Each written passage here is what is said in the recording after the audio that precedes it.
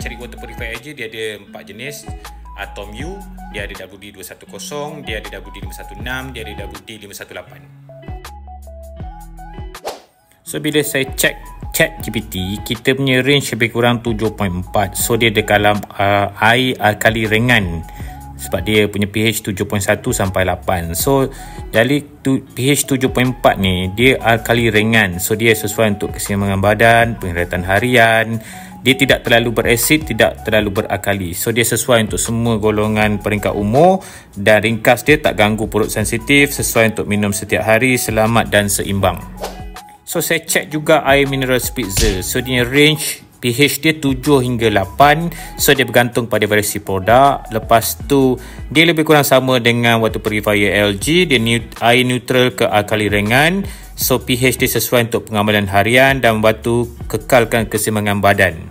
Kalau anda nak rental unit ni, sekarang ada promotion untuk WD516. Dia punya separuh harga selama 18 bulan. Lepas tu anda boleh bayar ikut harga asal dia sampai habis dia punya rental. Okey?